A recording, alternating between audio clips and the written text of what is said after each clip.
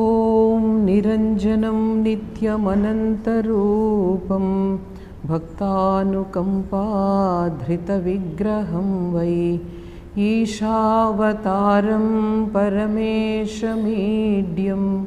తం రామకృష్ణం శిరసా నమామి.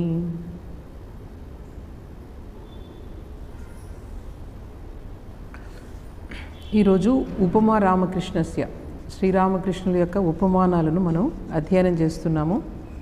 అందులో ఈరోజు 22వ భాగం. ఈరోజు అంశం పాండిత్యం వలన ఏం లాభం. ఇవి శ్రీరామకృష్ణుని మాటలు అన్నమాట. చాలాసార్లు అనేవారు. మీకు కథామృతం ఎవరైతే చదువుతారో వాళ్ళకి అర్థమవుతుంది. పాండిత్యం వల్ల ఏం లాభం ఈ మాట చాలాసార్లు శ్రీరామకృష్ణులు అనేవారు అన్నమాట. మనకు అంటే శ్రీరామకృష్ణులకు ముందే మన శాస్త్రాల్లో ఉపనిషత్తుల్లో మన మూల గ్రంథాలైనటువంటి ఉపనిషత్తుల్లో ఈ మాట ఉంది. మనకు ముండకోపనిషత్తులో ఉంటుందన్నమాట. ద్వే విద్యే వేదితవ్యే పరా అపరాచ. అంటే ఈ ప్రపంచంలో తెలుసుకోవలసిన జ్ఞానాలు రెండు ఉన్నాయి. ఒకటి పరావిద్య, రెండవది అపరావిద్య. అపరావిద్య అంటే ఏమిటంటే అక్కడ ఋగ్వేదం, సామవేదం, యజుర్వేదం, అథర్వవేదం, తర్వాత వేదాంగాలు 6, శిక్ష, కల్ప, వ్యాకరణ, నిరుక్త, జ్యోతిషం అండ్ ఛందస్సు, వీటిని వేదాంగాలు అంటారు. అంటే ఇవన్నీ కూడా వేదాలను అధ్యయనం చేయడానికి వేదాంగాలు కూడా చదవాలన్నమాట. ఇవన్నీ చదివితేనే వేదాలు అర్థమవుతాయి. సో ఇదంతా ఎటువంటి వాటిలో ఆర్డినరీ నాలెడ్జ్ అని చెప్తున్నారు. మనకి ఏవైతే మూల గ్రంథాలో మన సంస్కృతికి అవి సాధారణమైన జ్ఞానం అని చెప్తున్నారు మన గ్రంథాల్లో. చూడండి, మరి పరావిద్య ఏంటి అంటే తదక్షరం అధిగమ్యతే. దేని ద్వారా అయితే నశించని వస్తువుని మన అనుభూతి చెందుతామో అది అసలైన విద్య, అది పరావిద్య. చూడండి ఈ డిఫరెన్స్. ఏది ఎక్కడ ప్రపంచంలో ఏ శాస్త్రము కూడా, శాస్త్రాలు సెకండరీ, కానీ దానికన్నా గొప్పది ఏంటనమాట అనుభూతి. సో ఈ మాటలు శ్రీరామకృష్ణులు చెప్పిన ఈ మాటలు మనకు ఉపనిషత్తుల నుంచి వచ్చింది. సో వేదాలు, ఉపనిషత్తులు ఇవి చదవడం ఇదంతా కూడా సెకండరీ నాలెడ్జ్. దాన్ని అనుభూతి చెందడం అన్నది మనకు ముఖ్యమైనది అని చెప్పి మనకు ఇక్కడ ఉపనిషత్తులో కూడా చెప్తారు. అలాగే గీతలో కూడా చూడండి, త్రైగుణ్య విషయావేద నిస్త్రైగుణ్యో భవార్జున అని శ్రీకృష్ణ పరమాత్మ చెప్తున్నారు. అంటే వేదాలు కూడా త్రిగుణాత్మికమైనటువంటి విషయాల గురించి చెప్తాయి. అంటే త్రిగుణాత్మిక ప్రకృతి దీని గురించే చెప్తాయి. కాబట్టి నీవేం కావాలి? నిస్త్రైగుణ్యో అంటే నువ్వు త్రిగుణాలకు అతీతంగా వెళ్ళాలి. అంటే ఒక దేహాతీతమైనటువంటి ఒక వస్తువును నువ్వు అనుభూతి చెందగలగాలి, అది గొప్పది అని మనకు భగవద్గీతలో కూడా చెప్తారనమాట. ఇక శంకరాచార్యులు వారు చాలాసార్లు చెప్తారు. ఆయన వాగ్వైఖరి శబ్దఝరి శాస్త్ర వ్యాఖ్యాన కౌశలం, అంటే బాగా మంచి మంచి మాటలతో పెద్ద పెద్ద సంస్కృత శ్లోకాలతో అలాగ ఉపన్యాసాలు ఇవ్వడం, ఇవన్నీ కూడా మీకు భుక్తినిస్తాయి. 4 డబ్బులు ఇస్తారు అందరూ మీకు, కానీ ముక్తికి మాత్రం పనిచేయవు. వైదుష్యం విదుషాం తద్వత్ భుక్తయే నతు ముక్తయే అని చెప్పి శంకరాచార్యులు వారు చెప్తారు.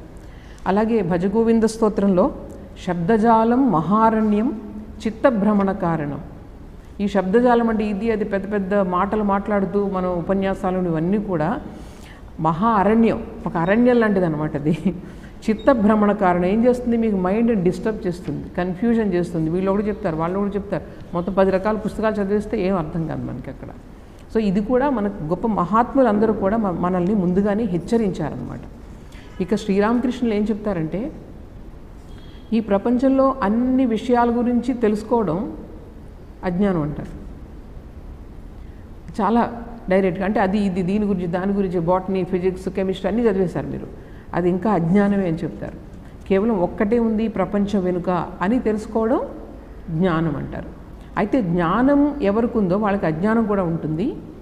జ్ఞానానికి అజ్ఞానానికి ఇంకా పైకి వెళ్ళాలి, అప్పుడే భగవంతుని యొక్క మనకు అనుభూతి కలుగుతుందని చెప్తారు.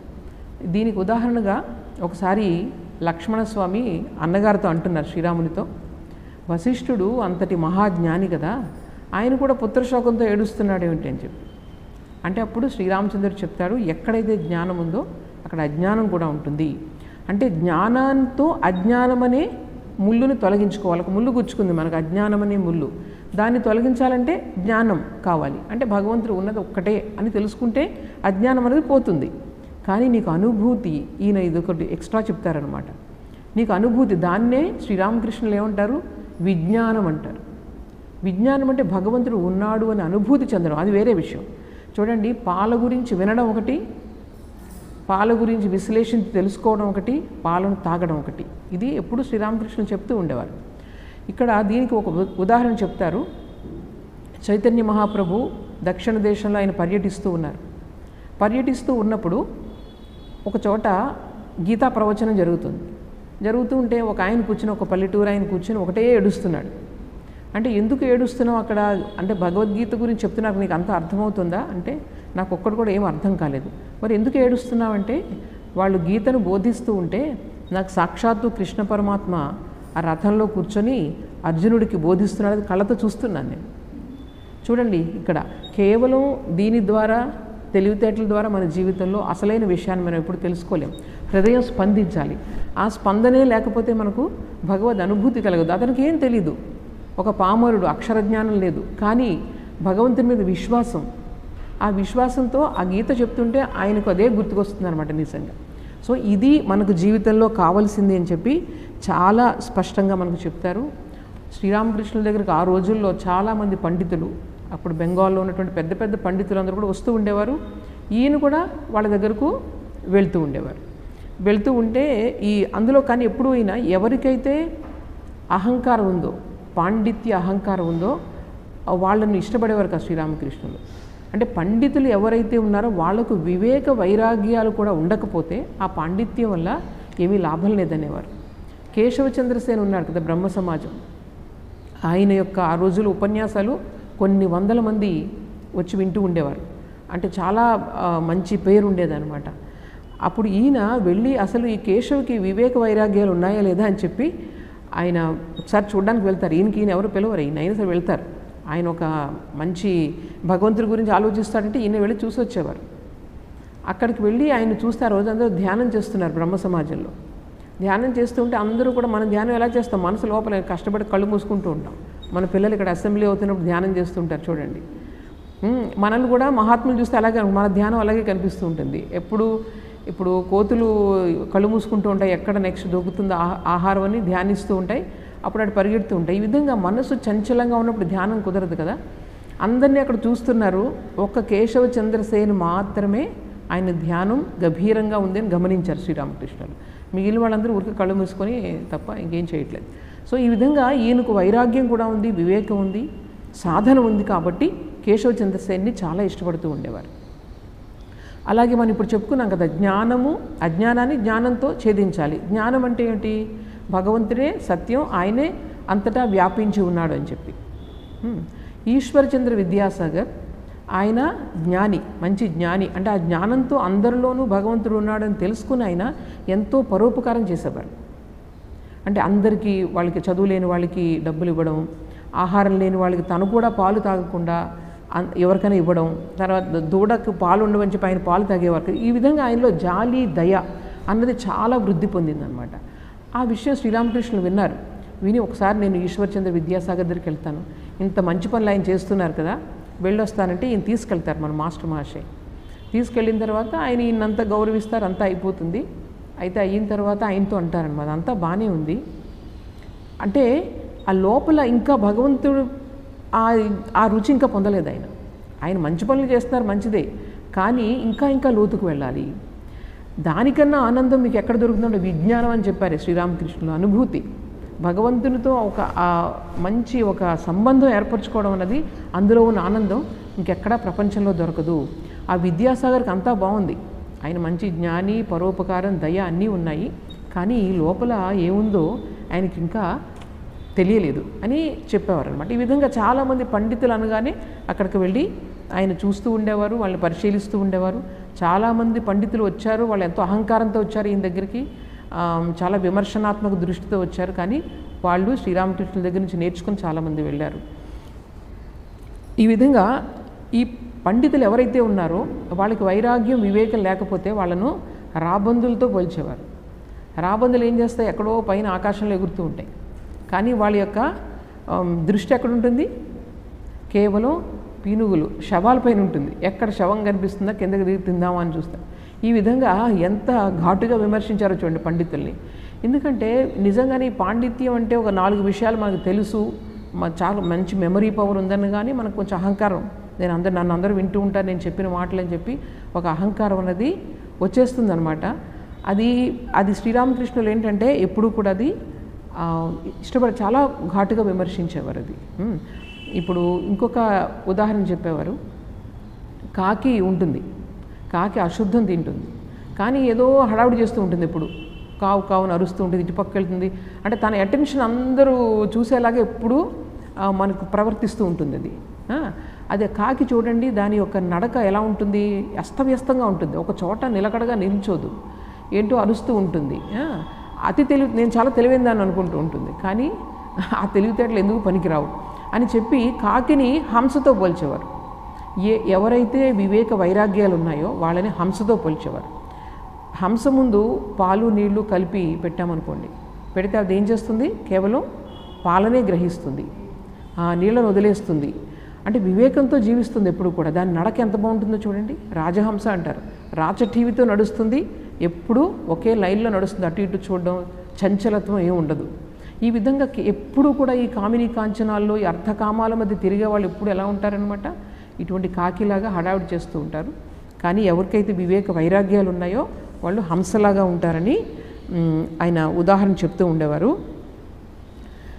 తర్వాత ఇంకొకటి, ఒకసారి మీకు స్వామి వివేకానంద విదేశాల నుంచి వచ్చిన తర్వాత ఈయన అంటే చాలామంది ఆయన ఏంటంటే కాయస్థ అంటే వేరే బ్రాహ్మణుడు కాదని చాలామందికి చులకనగా ఉండేది.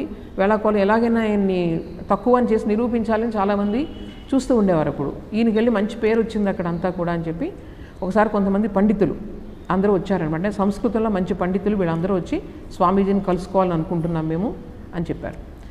సరే ఆయన ఏం చేశారంటే తప్పకుండా రండి అని చెప్పి ఎంతో వినయంగా, వాళ్ళందరూ పండితులు అని చెప్పి ఎంతో వినయంగా స్వామీజీ నమస్కరిస్తారు. మేము మీతో సంస్కృతంలో మాట్లాడడం మొదలు పెడతారు వాళ్ళు. అంటే ఈయన పాండిత్యాన్ని అది టెస్ట్ చేయాలని చెప్పి, పరీక్ష చేయాలని చెప్పి. స్వామీజీ కూడా సంస్కృతం, ఆయన ఎప్పుడు కూర్చొని సంస్కృతం చదవలేదు, ఆయన యొక్క ఏకాగ్రత వల్ల నేర్చుకున్న సంస్కృతం అది. కూర్చొని ఆయన పాండిత్యం ఎప్పుడు సంస్కృతం చదవలేదు కదా. అయితే ఆయన మాట్లాడుతున్నారు సంస్కృతంలో, అందులో చిన్న వ్యాకరణ దోషం వచ్చింది. ఆ వ్యాకరణ దోషం చెప్పగానే, స్వామీజీ చెప్పగానే వాళ్ళందరూ ఒక్కసారే నవ్వడం మొదలుపెట్టారనమాట. అప్పుడు స్వామీజీ ఏం చేశారో తెలుసా? వినయంగా తల వంచి నమస్కరించి పండితానాం దాసోహం అని అంటారు. అంటే ఈ పండితులందరికీ నేను దాసుండి అని చెప్పి స్వామీజీ వినయంగా చెప్తారనమాట. అంటే అసలు స్వామీజీకి వాళ్ళకి పోలిక ఎక్కడ చెప్పండి? అలాంటిది ఆ అహంకారం అలా ఉంటుందన్నమాట. అంటే జస్ట్ కొంచెం నాకు 4 విషయాలు తెలిసి 4 మాట్లాడగలిగినప్పుడు 4 సంస్కృత వాక్యాలు తెలిస్తేనే ఒక విధమైన అహంకారం వచ్చేస్తుంది. దానిని ఇక్కడ శ్రీరామకృష్ణులు చాలా మనకు అర్థమయ్యేలా చెప్తున్నారు. అయితే ఈ శాస్త్రాలు మనం చదవకూడదా అని మనకు డౌట్ రావచ్చు. మంచి పుస్తకాలు, గీత, భగవద్గీత ఇవన్నీ మనం చదువుతున్నాం కదా, మనం చదవకూడదా అంటే శ్రీరామకృష్ణులు చదవచ్చు. ఎలా అంటే ఎంతవరకు దానికి అంటే మనకు అందులో ఉన్న విషయాలను తెలుసుకొని ఇంకా మనం సాధన చేయాలి. భగవంతుని కోసం వ్యాకులత చెంది ఆయన ప్రార్థించాలి, ఆయన కోసం ఏడవాలి, ఇవన్నీ చేస్తేనే మనకు అది అనుభూతి అన్నది కలుగుతుంది తప్ప ఎప్పుడు ఇంక శాస్త్రాల జీవితం అంతా కూడా మనం చదువుకుంటూ వెళ్ళిపోవడం అన్నది అది సరికాదు.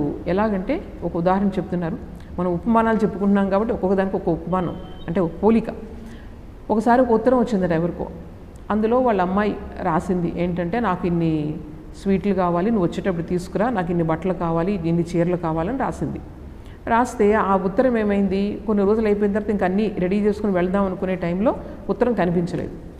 కనిపించకపోతే ఈ తల్లి ఏం చేసిందంటే మొత్తం అంతా వెతికి ఉత్తరాన్ని పట్టుకుని అసలు ఏం రాసిందని చెప్తే, ఓహో ఇన్ని 3 కేజీలేమో ఏవో కావాలి, స్వీట్లు కావాలి, తర్వాత ఒక 4 చీరలు కావాలి అని అన్ని మొత్తం లిస్ట్ అంతా ఆవిడ చూసుకున్న తర్వాత ఏం చేస్తుంది, ఇవన్నీ కూడా రెడీ చేసుకుని ఉత్తరాన్ని పడేసింది.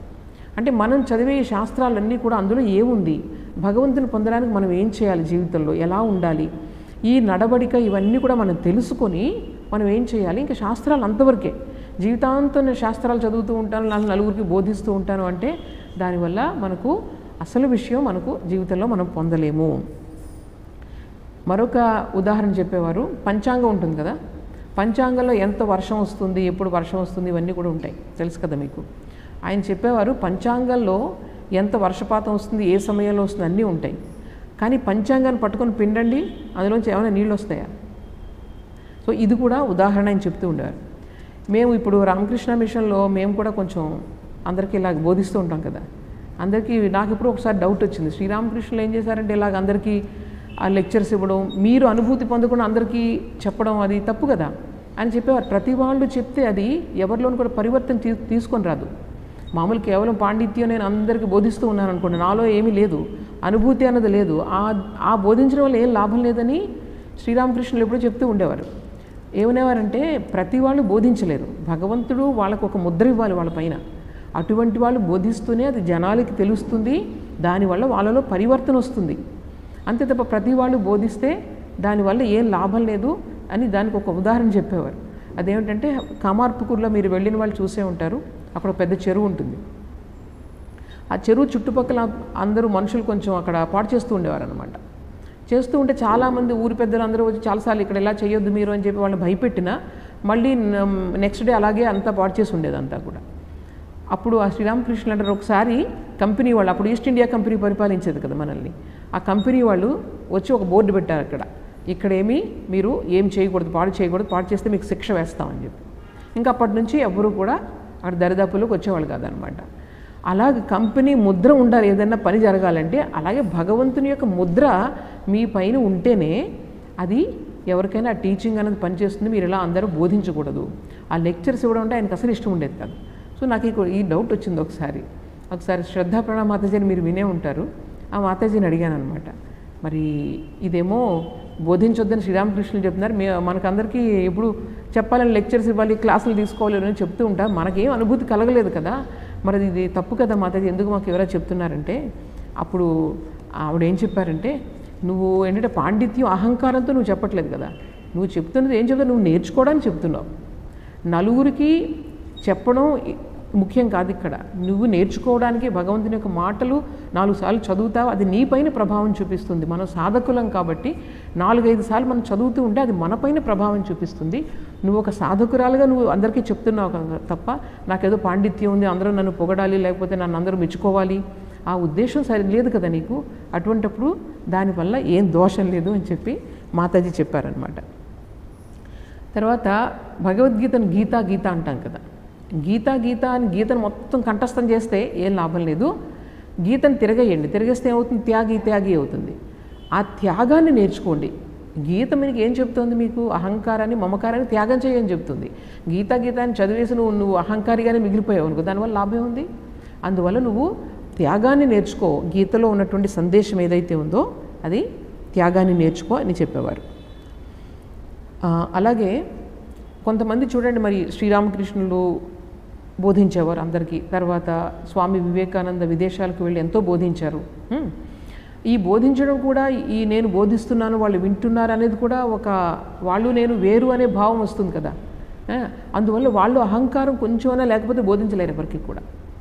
అందువల్ల మహాత్ములు ఏం చేస్తారు, కొంచెం అహంకారాన్ని ఉంచుకుంటారు.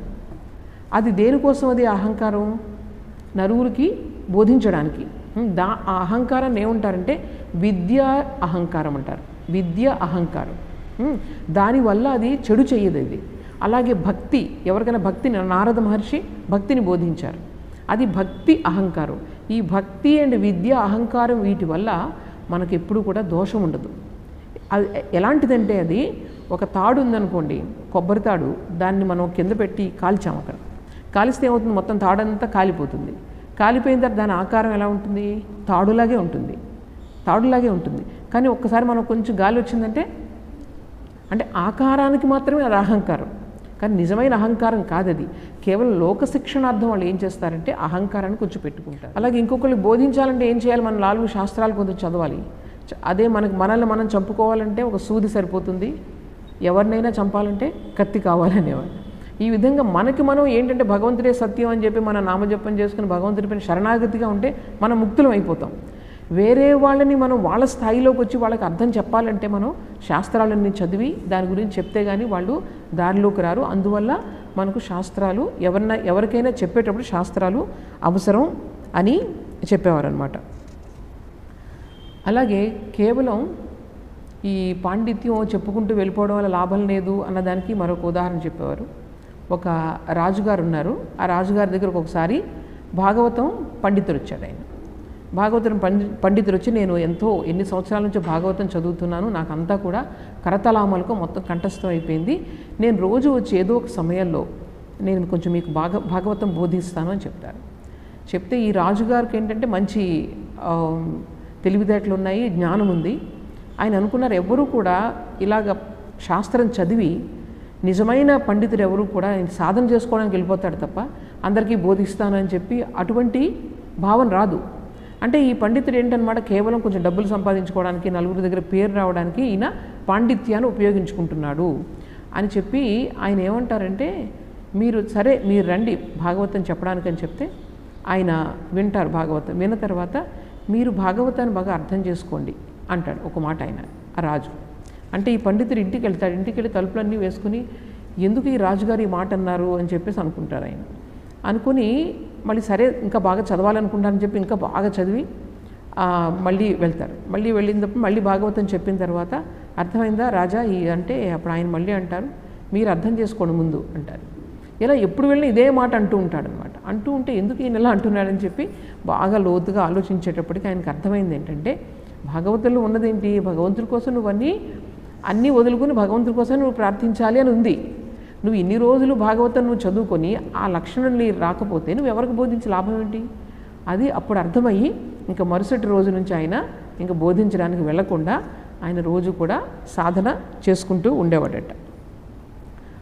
అలాగే ఒకసారి మరొక ఆయనకి భాగవతం ఒక ఆయనకి చదవాలని అనిపించింది, నేర్చుకోవాలి ఎవరి దగ్గరనో గురువు గారి దగ్గరని. ఈయన ఏం చేశాడంటే వాళ్ళ ఫ్రెండ్ని అడిగారు, ఎవరైనా కొంచెం భాగవతం తెలిసిన వాళ్ళు ఉంటే చెప్పు, రోజు మా ఇంటికి వస్తే నేను ఇంత డబ్బులు ఇస్తాను, నేను కొంచెం భాగవతం నేర్చుకుంటాను అని చెప్తే, సరే నాకు తెలిసిన వాళ్ళు ఒకరు ఉన్నారు. అయితే ఒకటే ప్రాబ్లం, చాలా బాగా చదువుకున్నాడు ఆయన భాగవతం. ప్రాబ్లం ఒకటే, అదేంటంటే ఆయనకేమో 2 ఆవులు ఉన్నాయి, కొంచెం పొలం ఉంది, తర్వాత నాగలు ఉంది. ఆయన ఎప్పుడు ఆ పొలం దున్నుకుంటూ ఆ వ్యవసాయం చేసుకుంటూ బిజీగా ఉంటాడు.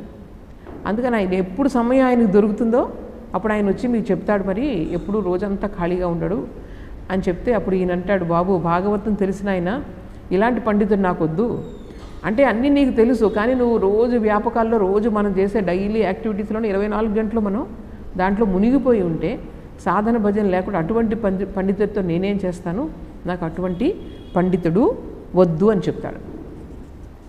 తరువాత ఇంకొకటి మీకు అందరికీ తెలుసు, ఒకసారి నదిలో, గంగా నదిలో ఒక పడవ వెళ్తూ ఉంది.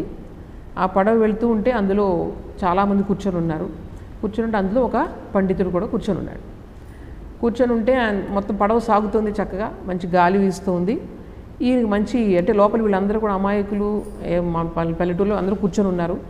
ఆయన పాండిత్యాన్ని అంతా కూడా ప్రదర్శించాలనుకుని కొన్ని మాటలు చెప్పాడు. ఆయన అందరూ ఆహాహా ఇంత బాగా చెప్తున్నారు అన్నాడు. తర్వాత ఎవరైతే పడవ నడుపుతున్నాడో ఆయన మీద దృష్టి పడింది. ఏమో నువ్వు ఎప్పుడైనా ఉపనిషత్తుల పేరు విన్నావా అని అడిగాడు. అవేంటండి, నేను ఎప్పుడు వినలేదండి అని చెప్తే, అయ్యయ్యో నీ జన్మ సగం వేస్ట్ అయిపోయింది నాయన, మానవ జన్మనైతే నీ ఉపనిషత్తులు కూడా నీకు తెలీదా అన్నాడు. ఓ అలాగా అని చెప్పి పాపం ఇతను బాధపడ్డాడు.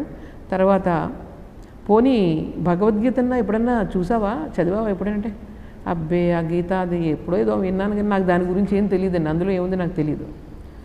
పోనీ భాగవతం అన్నా విన్నావా, అబ్బే లేదండి అది కూడా నేను చదవలేదు. అంటే నీ జీవితం అంతా వృధా అయిపోయింది నాయన, ఎందుకు నీ జీవితం, ఏమీ తెలియదు నీకు ధర్మం అన్నది అని చెప్పేసి అన్నాడు. ఈ లోపల మీకు బెంగాల్లో ఎవరైతే ఉన్నారో వాళ్ళకి బాగా తెలుసు, వైశాఖ మాసంలో ఒక్కసారే నల్లగా అయిపోతుంది ఆకాశం అంతా కూడా, మబ్బులు పట్టి ఆకాశం అయిపోయి మొత్తం మంచి గాలి వస్తుందన్నమాట. గాలి ఎలా వీస్తుందంటే ఇంక భయంకరంగా గాలి వస్తుంది.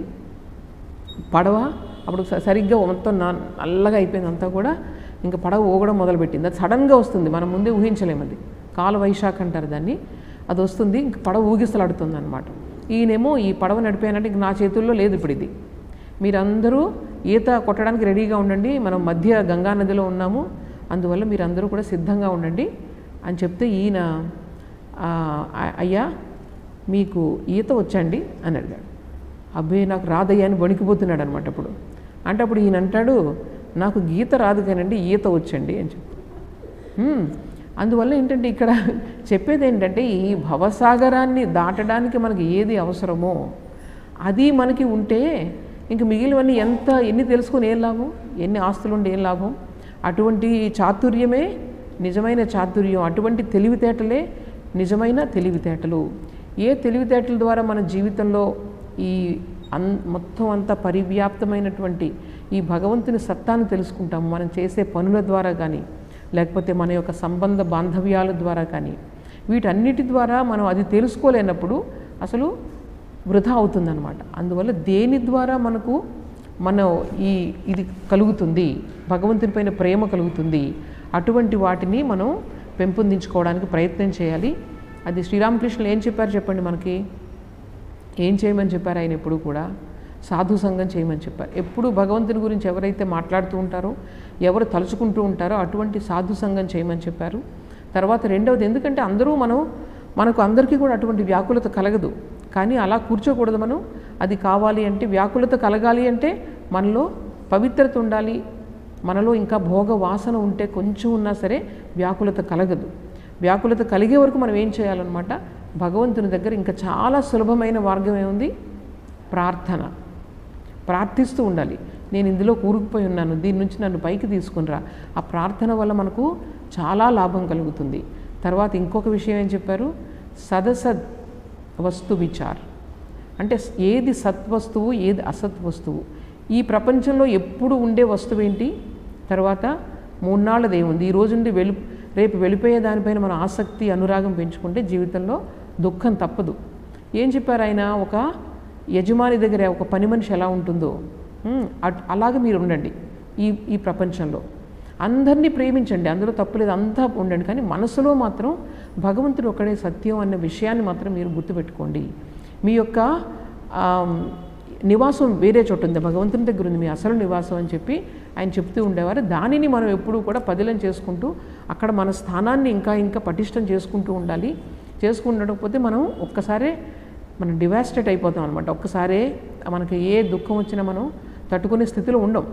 ఇది ఈ విధంగా ఉంటూ ఏ విధంగా అయితే ఒక పెద్ద డబ్బున్న వాళ్ళ ఇంట్లో పని మనుషులు పనిచేస్తూ ఉంటారు, కానీ తన ఇల్లు అంటూ ఒకటి ఉంది కదా ఎక్కడో, పాపం పొద్దునంతా పనిచేస్తుంది, డబ్బుల కోసం చేస్తుంది, తన ఇల్లులాగే చేస్తుంది, తన ఇల్లులాగే వాళ్ళందరికీ వండి పెడుతుంది, ఆ పిల్లలు తను లాలన పాలన చేస్తూ ఉంటుంది. కానీ తన మనసులో లోపల మాత్రం ఎక్కడుంటుంది మనసంతా, అయ్యో నా పిల్లలు ఎలా ఉన్నారో అక్కడ, నా ఇల్లు ఎలా ఉందో, సాయంకాలం అయిపోయింది, ఇంట్లో లైట్ వేశారో లేదో, ఇదంతా మనసు మాత్రం పాపం అక్కడే పడి ఉంటుంది, అక్కడ వెళ్ళడానికి వ్యాకులత పడుతూ ఉంటుంది. ఆ విధంగా మనం అలా ఉండాలి అని చెప్తూ ఉండేవారు ఎప్పుడు కూడా శ్రీరామకృష్ణులు. తర్వాత ఎలా ఒక చిన్నపిల్లవాడు ఒక కర్రను పట్టుకుని ఒక స్తంభాన్ని పట్టుకుని తిరుగుతాడు, గిరగిరా తిరుగుతాడు కదా, అలాగా ఆ విధంగా భగవంతుని పట్టుకుని ప్రపంచంలో మీరు పనులన్నీ కూడా చేస్తూ ఉండండి. ఆ భగవంతుని పట్టుకుంటే ఏమవుతుంది, పడిపోవడం, నువ్వు ఎంత తిరిగినా కూడా పడవు అనమాట. జీవితంలో మనం దేనికోసం వచ్చాము ఇక్కడికి, ఆ భగవత్ ప్రాప్తిని పొందడానికి. లేకపోతే ఈ జీవితంలో ఏముంది చెప్పండి, ఒకరోజు దుఃఖం ఒకరోజు సుఖం, అంతే కదా. అది ఎప్పటికైనా మనకు అర్థమవుతుంది. ఇందులో ఉన్నది సారం ఇంతే అని చెప్పాము. మొదట అంతా బాగుంది, మనకు పరిస్థితులు అన్నీ బాగున్నాయి, చాలా ఆనందంగా ఉంటాం, కానీ ఇప్పుడు ఒకలా ఉండవు కదా పరిస్థితులు. అందువల్ల ఎప్పుడూ కూడా ఏదైతే శాశ్వతమో సదసద్ వస్తు విచారం చేస్తూ ఆ భగవంతుని మన హృదయాంతరాళాల్లో మనం ప్రతిష్ఠించుకోగలిగినప్పుడు మన జీవితంలో కష్టాలన్నింటినీ కూడా మనం ఎదుర్కోగలుగుతాము, మనం ఆనందంగా ఉండగలుగుతాము, నలుగురికి ధైర్యాన్ని ఇవ్వగలుగుతాము. దీనికి కూడా భగవంతుడి కృప ఉండాలి. మనం చేసేద్దామంటే వచ్చేది ఇది కూడా. ఆ సాధన చేయడానికి, మనం అటువంటి విచారం చేయడానికి దీనికి కూడా భగవంతుని యొక్క కృప అన్నది ఉండాలి. కాబట్టి మనం ఏంటంటే ఆయన ఎప్పుడూ నిరంతరం ప్రార్థిస్తూ ఉంటే ఆయన కృపకు మనం పాత్రులం అవుతాం అన్నమాట. దీనివల్ల మనకు తెలిసింది ఏంటంటే, మనం అన్నీ చదువుకోవచ్చు, శాస్త్రాలు అవన్నీ కూడా చదువుకోవచ్చు, అయితే అవి ఎందుకోసం అనేది మనం ఎప్పుడు కూడా గుర్తుపెట్టుకొని, మనకేదో ఉపన్యాసాలు ఇవ్వడానికి కాదు, మన లోపల ఒక పరివర్తన, వివేక వైరాగ్యాలు ఇవన్నీ కలగడానికి మాత్రమే ఈ శాస్త్రాలు అన్నది గుర్తుపెట్టుకొని మనం శాస్త్రాలు చదువుకోవచ్చు, కథామృతం చదువుకోవచ్చు, అన్నీ చేసుకోవచ్చు. అది శ్రీరామకృష్ణులు మనకు చెప్తున్నారన్నమాట. ఓం అసతో మా సద్గమయ తమసో మా జ్యోతిర్గమయ मृत्योर्मा अमृतंगमय। ओम शांति शांति शांति। हरि ओम तत्सत्। श्रीरामकृष्णार्पणमस्तु।